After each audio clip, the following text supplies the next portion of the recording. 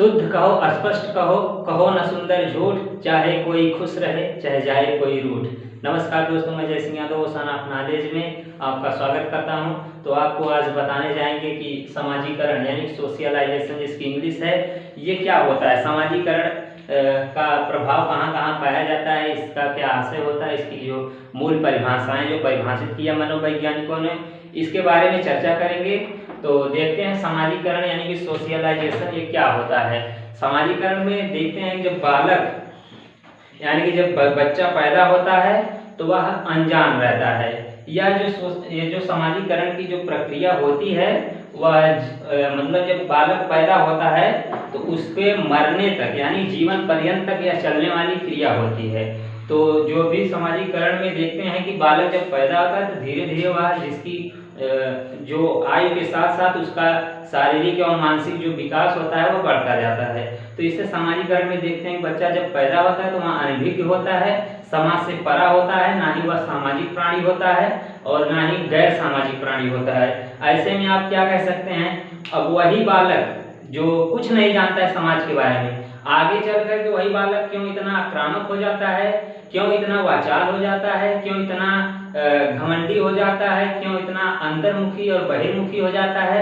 तो ये सब देखेंगे, ये सब समाजीकरण का ही कारण होता है। अंतर्मुखी जो हमने आपको बताया और बहिर्मुखी, या हमारी आम बोलचाल भाषा में अंतर्मुखी को हम उसे कहते हैं जो कम बोलने वाला, कम बोलचाल की भाषा में कम पसंद करता हो, ज़्यादा बोलने लायक नहीं, ज़्यादा बोलता नहीं हो। और जो वाचाल होता है, वाचाल बालक वह होता है जो कहीं भी जाता है अपनी चपलता और चंचलता का परिचय देने की पूरी कोशिश करता है, वाचाल होता है। कहीं भी कोई स्टेज व प्रोग्राम आदि जगहों पे जब वह जाता है यानी कि पीछे भी जाता है फिर भी आगे बैठने की प्रयास करता है, कोशिश करता है। ये रहा वाचाल बालकों की विशेषता।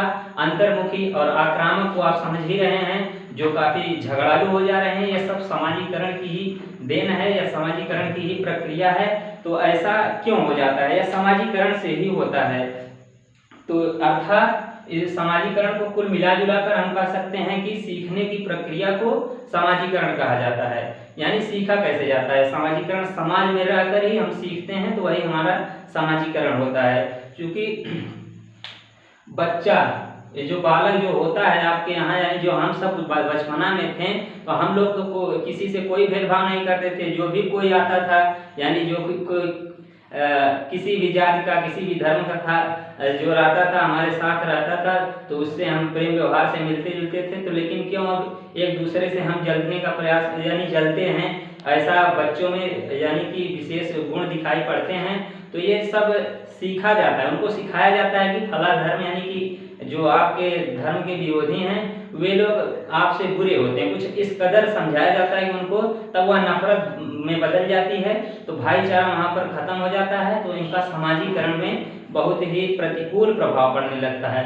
तो इससे क्या होता है कि समाजीकरण की जो क्रिया होती है बाधित हो जाती है। तो इससे आप देख सकते हैं कि समाजीकरण की जो मेन मूल मान्यताएं होती हैं, जो संस्कृति होती है, जो कल्चर होता है, जो बोलने का जो ढंग होता है, वो सब अगर उन सब परिवेश में बालक को नहीं पालन पोषण होता है, जैसे मान लीजिए कि उसको परिवार से यानी समाज से अलग कर दिया जाए बालक को, तो उसके अंदर मानवीय गुण दिखाई नहीं देंगे। वह बिल्कुल पशुवत यानी पशु के समान, वह पागल एकदम, जब ना ही कोई देखेगा, ना ही किसी को सुनेगा, ना ही समझेगा, उसको कोई अवसर ही नहीं जब मिलेगा तो उसके अंदर मानवीय गुण दिखेंगे ही नहीं। तो ये समाजीकरण हो गया है। तो इसको परिभाषित किया है उन्होंने, कोजर ने कहा है कि कोजर 1983 में इसको परिभाषित किया गया।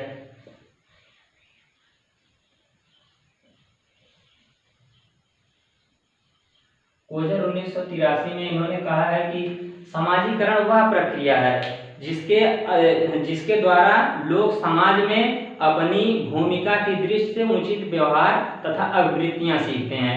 ये अपनी भूमिका के दृष्टि से मतलब अपनी सोच के ऊपर से, तो वह डिपेंड करता है उनकी सोच पर, उनकी सोच कैसी होती है, वह उसी के हिसाब से अपना जो सीखने का जो कार्यक्रम, जो सीखने की जो प्रक्रिया है उसको अपनाते हैं। तो कोजर ने बताया था कि 1983 में कि वही होता है जो अपने भूमिका के अनुसार, जो उसको अच्छा लगेगा उसी के अनुसार वह व्यवहार सीखेगा। तो इससे क्या होता है कि समाजीकरण विकसित होता है व्यक्ति के अंदर। अब वही परिभाषाओं को सिकार्ड एवं बेकमैन ने 1979 में कहा है। दूसरे वैज्ञानिक हैं, ये पहले थे, दूसरे मनोवैज्ञानिक हैं।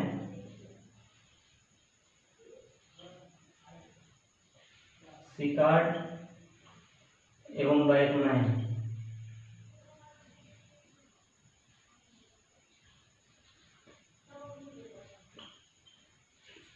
सिकार्ड एवं बेकमैन ने इन्होंने परिभाषित किया है 1979 में। यहाँ पर 1979 कर सकते हैं आप। 1979 में इन्होंने कहा है कि सामाजिकरण वह प्रक्रिया जिसके द्वारा किसी व्यक्ति और व्यवहार को उसके समूह के सदस्यों की प्रत्याशाओं के परिमार्जित करता है। जो उनके सदस्य होते हैं उनकी क्या प्रत्याशाएं होती हैं तो उसको परिमार्जित किया जाता है। तो यह सामाजिकरण की मूल डिफिनेशन सिकार्ड और बेकमैन ने भी बताया था इसको 1979 में। तो अब इसके कुछ अब घटक के बारे में देखेंगे, यानी इसके सामाजिकरण के साधन क्या क्या हैं, यानी कि कैसे सामाजिकरण आपका प्रभावित होता है। अब इसके देखेंगे कि घटक क्या क्या हैं।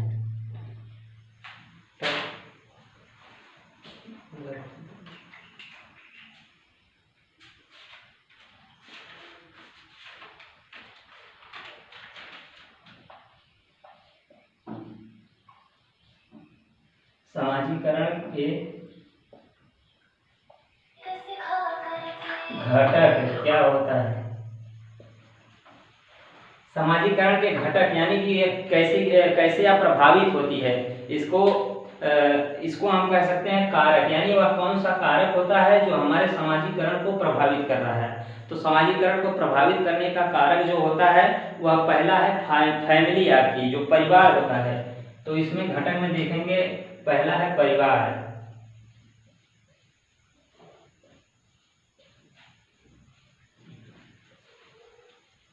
परिवार यानी कि फैमिली।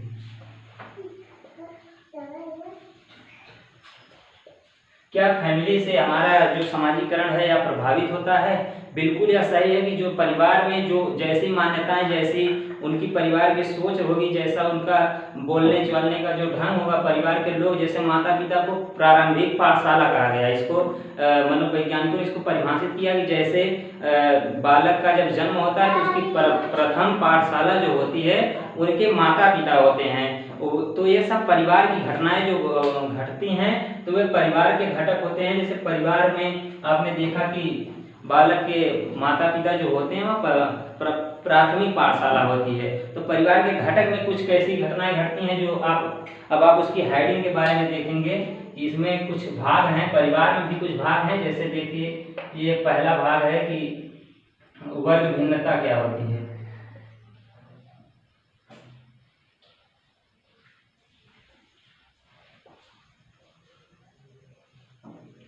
ये वर्ग भिन्नता क्या है?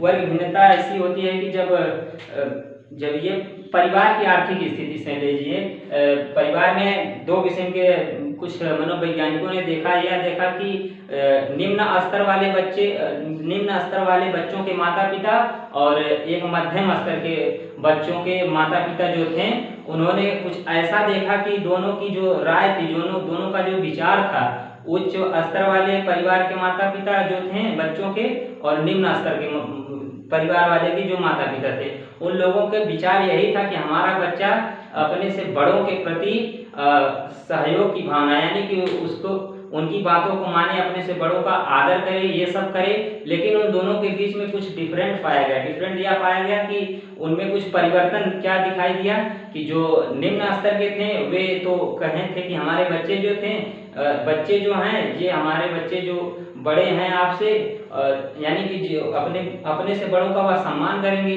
लेकिन जो मध्यम वर्ग के जो थे वे उनके जो माता पिता थे वो चाहते थे कि हमारा बच्चा जो कुछ भी करेगा वह अपने विवेक के अनुसार पर करेगा, वह स्वयं सोचेगा क्या सही है क्या गलत है, उसको देख करके जब वह व्यवहार करेगा।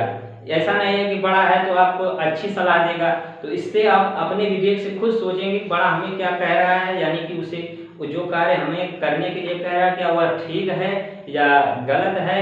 तो इसको हम अपने विवेक से जब करेंगे तो या जो विचार आपको भरा जाएगा या आपके या जो मध्यम परिवार वर्ग के जो परिवार वाले थे उन्होंने ऐसा कुछ कहा। वर्ग भिन्नता में देख लिया आपने कि जो दो किस्म के जो परिवार थे उन लोगों ने अपने बच्चों को अपने अपने अनुसार शिक्षा दिया, तो वर्ग भिन्नता थी।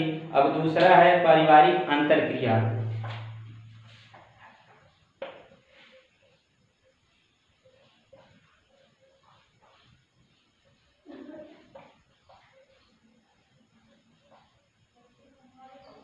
पारिवारिक अंतरक्रिया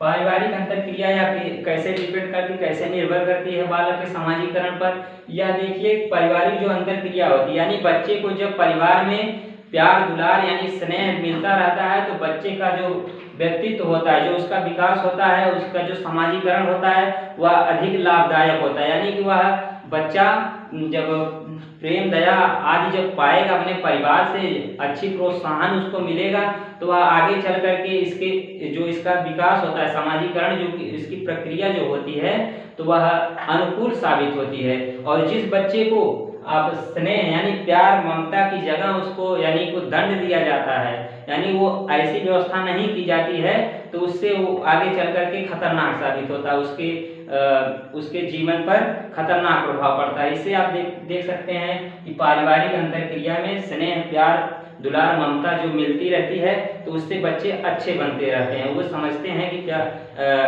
प्यार दुलार का मतलब वो अच्छे समझ पाते हैं, एक दूसरे को समझने का उन्हें अवसर मिल जाता है। तो इससे क्या होता है कि पारिवारिक अंतरक्रिया होती है। अब तीसरा होगा पारिवारिक संरचना।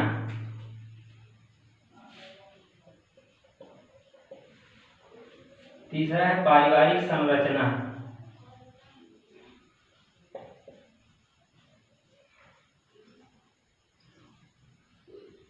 पारिवारिक संरचना क्या होती है, यानी कि फैमिली संरचना की स्ट्रक्चर, फैमिली स्ट्रक्चर क्या होती है, यानी पारिवारिक संरचना।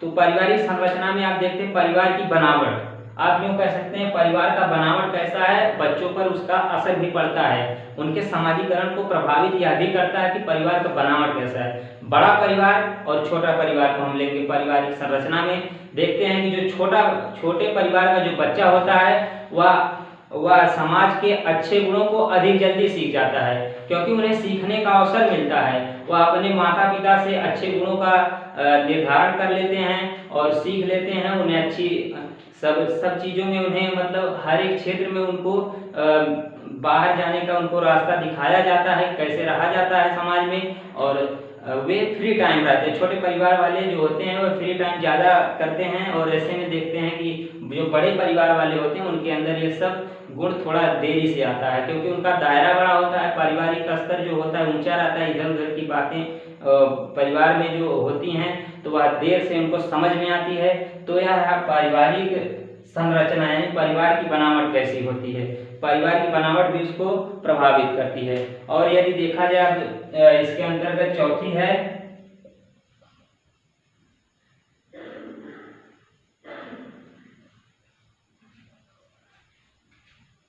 जन्म क्रम, यानी बच्चे का जो जन्म होता है उसका क्रम क्या है। यदि जो पहली संतान, किसी मान लीजिए माता पिता की जो पहली संतान होती है उसका तो मानसिक जो क्रिया होती है, जो मानसिक शक्ति चिंतन शक्ति होती है, वह तो पहले काफ़ी तेज से उसका मानसिक स्तर काफ़ी तेजी से विकसित होता है, और शारीरिक विकास जो उसका होता है थोड़ा देरी से होता है। ऐसे में जो दूसरा बच्चा उसके बाद जो जन्म लेता है उसको अनुकरण का एक मार्ग मिल जाता है, अनुकरण का अवसर मिल जाता है, यानी कि जो पहले पैदा होता है संतान उसको देख करके उसके बताए गए रास्तों पर छोटा बच्चा यानी छोटा जो भाई होता है उससे सीख लेता है, सीख करके वह जल्दी उसका दायरा सामाजिक दायरा जल्दी बड़ा हो जाता है, वह जल्दी से उसके अंदर मानसिक और शारीरिक गुणों का विकास जन्मक्रम पर भी आधारित होता है। तो यह जन्मक्रम पर रहा था। और अब पारिवारिक प्रत्याशाएं देखेंगे, इसी के अंतर्गत परिवार के बीच जो घटना घट रही है, पारिवारिक प्रत्याशाएं।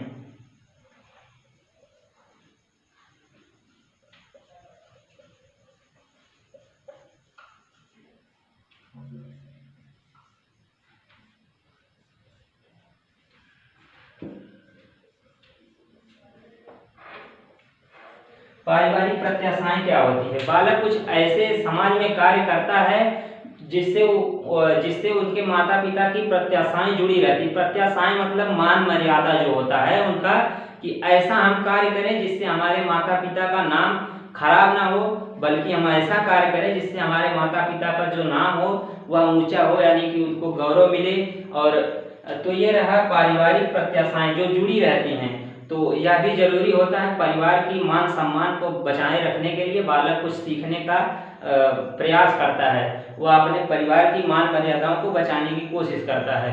तो परिवार के बीच यह घटित घटना थी, तो यह पारिवारिक प्रत्याशाएं हो गई। और दूसरी हेडिंग देखेंगे जो आप समाजीकरण को जो घटक था, पहले तो परिवार था, अब दूसरा है विद्यालय का प्रभाव। यानी परिवार का प्रभाव तो आपने देख लिया, वर्ग भिन्नता।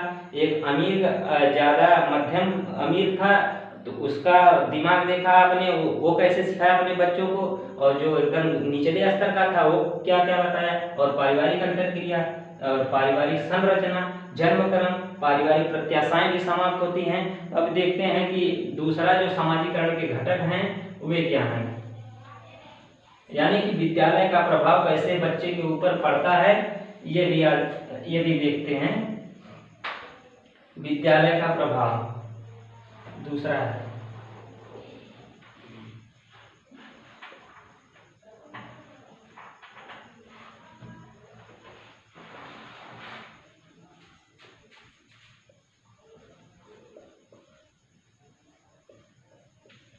विद्यालय का प्रभाव देखे जाएंगे, विद्यालय को बच्चे का जो बच्चे का परिवार होता है वो प्रथम पाठशाला होती है, प्रथम पाठशाला को छोड़ करके वह विद्यालय, वह द्वितीय पाठशाला यानी कि प्रथम पाठशाला उसे भी कह सकते हैं। यानी माता पिता को छोड़ करके विद्यालय, जो घर परिवार जो था उसको छोड़े तो अधिवास करे तो विद्यालय पर नंबर आता है, विद्यालय भी उसको प्रभावित करता है। विद्यालय के अंतर्गत कौन कौन सी विशेषताएं आती हैं, क्या क्या प्रभावित करते हैं, यानी उसको देखते हैं कि शिक्षक है, टीचर, विद्यालय का जो टीचर होता है कैसा रहना चाहिए, उसे अच्छे बच्चों की अच्छी राह दिखाने के लिए ये जो शिक्षक होते हैं,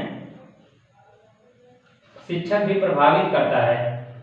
यानी टीचर, ये जो शिक्षक होता है, शिक्षक को हमें एक गुणी, विचारवान, अत्यधिक प्रभावशाली माना जाना चाहिए। यानी कि टीचर के अंदर जो सब कुछ गुण जो भरे होते हैं होने चाहिए वो सब रहना चाहिए। यदि ऐसे व्यवहार नहीं रहते हैं, यदि वह किसी को निर्णय लेने में वह असमर्थ हो जाता है, यानी कि कोई विचारवान नहीं हो, गुणी नहीं हो, उसके अंदर ज़्यादा पढ़ाने की अच्छी क्वालिटी नहीं हो, तो ऐसे में क्या होता है कि प्रभावित हो जाता है हमारा समाजीकरण।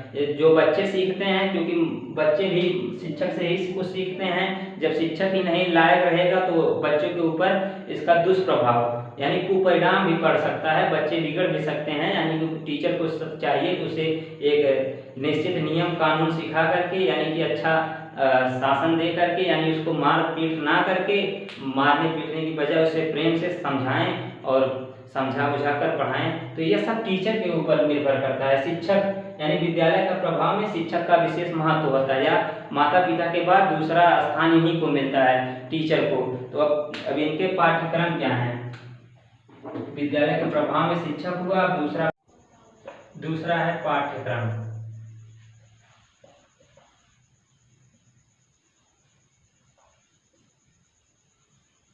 यानी कि पाठ्यक्रम देखते हैं कि जो बालक होते हैं, कुछ ऐसे बालक होते हैं जो उनका एक विषय अपनी अपनी रुचि के अनुसार वह अपनी विषय में एक अच्छे अंक उत्तीर्ण करते हैं। तो देखते हैं कि पाठ्यक्रम की विषय वस्तु जो होती है, यानी जो विषय होती है, कोई बालक आगे चल करके वह मैथ में ज़्यादा अंक हासिल कर लेता है, या मैथ उसको अच्छी प्रिय लगती है, किसी को हिंदी प्रिय लगती है, किसी को सामाजिक चीज़ें अच्छी लगती हैं। तो ये सब उसकी मानसिक पर डिपेंड करता है। जिसका जैसा अपनी अपनी मानसिकता, जिस बच्चे की जैसी जैसी मानसिकता है उनके अनुसार उनको शिक्षण का प्रबंध किया जाना चाहिए, या तब उचित होगा। तो टीचर को चाहिए कि हमें पाठ्यक्रम यानी किस बच्चे का विकास किस क्षेत्र में ज़्यादा है तो उस पर ध्यान दे करके उसको आगे बढ़ाने का प्रोत्साहन करना चाहिए, यानी उसको बढ़ावा देना चाहिए। तो यह पाठ्यक्रम पर निर्भर करता है उसकी। तो पाठ्यक्रम को आपने देखा। अब तीसरा है जो आपका अनुशासन पद्धति।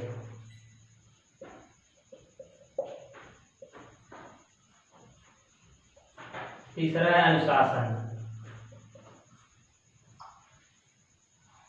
या अनुशासन। क्या अनुशासन बच्चों को देना उचित है या अनुचित है? जी उचित तो है, लेकिन एक सीमित मात्रा में अनुशासन दिया जाना चाहिए। बच्चे को ऐसा शासन देना चाहिए कि बच्चे जिससे उनको गलतियों का एहसास हो। यानी कि मान लीजिए कि जब प्रतिबंध नहीं लगा रहता है कॉलेज में, तो बच्चे अपने आप मनमाना करने का नेतृत्व करने लगते हैं। तुरंत जरा जरा सी बातों पे एक गुट बना लेते हैं, गुट बना करके वह अपने विपक्षी पर टूट पड़ते हैं। तो कुछ इस प्रकार के आप देखते हैं घटनाएं घटती रहती हैं कि अनुशासन पद्धति, यानी जब बच्चा छोटा रहता है तो उसको सिखाया जाए, यदि अच्छी भावना सिखाई जाती है तो उसके अंदर अच्छी मानसिकता अंदर आती है। यदि इसको अनुशासन, यह अनुशासन एक ऐसी क्रिया है, जो अनुशासन एक ऐसा प्रक्रिया है जो बालक को अच्छा सामाजिकरण होने की संकेत करता है। यह अनुशासन, यदि हम जरा जरा सी बातों पर बच्चे को मारने पीटने लगते हैं, टीचर जब उसको दंडित करने लगता है, बेवजह उसको मारने लगता है, तो ऐसे में बच्चे जो होते हैं बिगड़ जाते हैं, आक्रामक और हिंसक हो जाते हैं। तो वे बच्चे आगे चल करके काफी घातक साबित हो सकते हैं। तो अनुशासन एक सीमित मात्रा में हमें देना चाहिए। तो यह अनुशासन पर निर्भर करता है। और तीसरा जो है, अब देखें तो यहाँ पर विद्यालय का प्रभाव समाप्त हो गया। अब तीसरा देखेंगे समकक्ष मित्र। तो समकक्ष मित्र में भी कुछ बातें हैं। तीसरा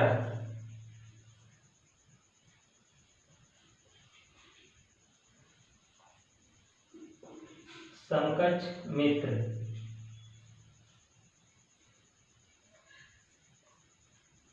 ये समकक्ष मित्र क्या होते हैं? सम मतलब बराबर, कक्ष मतलब कक्षा, मित्र माने उसके दोस्त। यानी बराबर, जब कक्षा में जब बच्चे होते हैं एक बराबर कक्षा में, उनकी दोस्ती होती है। वो दोस्त कैसे होते हैं?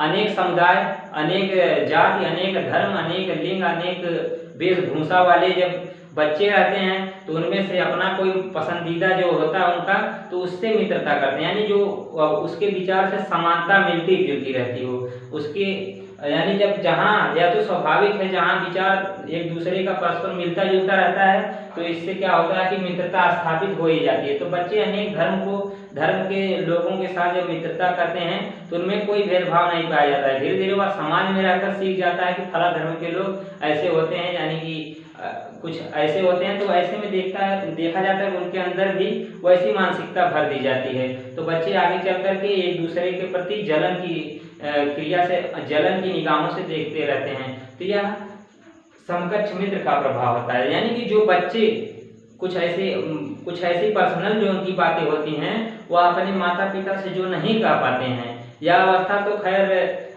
या अवस्था पर निर्भर करता है। किशोरावस्था में बच्चे ज्यादा भावावेश में रहते हैं। इसमें देखते हैं कि बच्चे जो होते हैं कुछ ऐसी बातें उनके जीवन में घटनाएं घटती हैं जो अपने माता पिता को नहीं बता सकते हैं। तो वे ऐसी कुछ घटनाएं को सिर्फ अपने दोस्त के साथ ही शेयर करना पसंद करते हैं, यानी कि अपने समकक्ष मित्रों से बताते रहते हैं। तो ऐसे में समकक्ष मित्र का भी प्रभाव पड़ता है। तो समकक्ष मित्र तीसरा था। और चौथा है दूरसंचार माध्यम।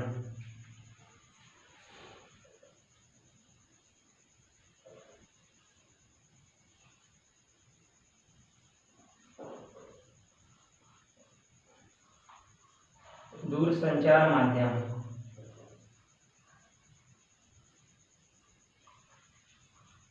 ये दूरसंचार माध्यम क्या होता है? क्या दूरसंचार माध्यम हमारे सामाजिकरण पर प्रभाव पड़ता है इसका सामाजिकरण पर? बिल्कुल सही है। यह दूरसंचार का जो माध्यम होता है, जैसे इंटरनेट का आजकल व्यवस्था है, आज का युग यदि हम कहें कि टेलीविजन और मोबाइल का युग है, यह गलत नहीं है। यह सही, हर जगह हर घर में मोबाइल टेलीविजन का जो दिनचर्या है वो हर घर पे ही देखने को आपको मिलेगा कि मोबाइल टेलीविजन। तो इससे इस पर जो बच्चों का प्रभाव, जो बच्चों पर पड़ने वाला, इसका किस तरह से पड़ता है? बच्चे जब मोबाइल पा जाते हैं तो बार बार उसमें गेम, व्हाट्सएप, फेसबुक आज चलाने को ज़्यादा इंटरेस्ट लेते हैं। तो मोबाइल से ये रहा प्रभाव उनका, तो इससे में वो बिगड़ जाते हैं। और जो टेलीविज़न पर जो आक्रामक, हिंसक और अश्लील जो वीडियो, जो अश्लील फिल्में, मूवीज वगैरह जो देखते हैं, इसका भी सामाजिकरण पर उसके असर पड़ता है। असर कुछ इस प्रकार पड़ता है, जब वो देखते हैं आक्रामक मूवियाँ जब देखते हैं तो उसमें ऐसा होता है कि बच्चे जिस तरीके से नायक आक्रामक होकर के आक्रामकता की भावावेश में आकर के तोड़ फोड़ करने की कोशिश करता है, तो उसी प्रकार बच्चे भी वही सीखते हैं। यानी कि वहाँ पर भी बातें आ ही गई कि सीखने की प्रक्रिया होती है, क्योंकि बालक बहुत ज़्यादा अनुकरण करते हैं। अनुकरण से ही सीखते हैं वह समाज को, यानी कि सीखने की प्रक्रिया ही समाजीकरण है। तो दूरसंचार के माध्यम से भी वह सीख लेते हैं, कुछ इस कदर सीख लेते हैं कि जो उनकी मानसिकता बन जाती है वह फिर दोबारा बदल नहीं पाती है। तो ये रहा दूरसंचार का माध्यम, यानी कि हमें अश्लील वीडियोस वगैरह जो हिंसक मूवियाँ हैं, इसके बजाय हम कोई इंटरेस्टेड फिल्म देखें, यानी फिर मोटिवेशनल मूवियाँ हैं वो सब बच्चे को दिखाई जाए। इससे क्या होता है कि समाज पे एक अनुकूल प्रभाव पड़ता है। और ये सब जो आक्रामक मूवियाँ हैं, ये सब ऐसी मूवियों को प्रतिकूल प्रभाव पड़ता है। तो ये सब रहे आज समाजीकरण के कुछ घटक। तो आज के लिए बस इतना ही। Thank you.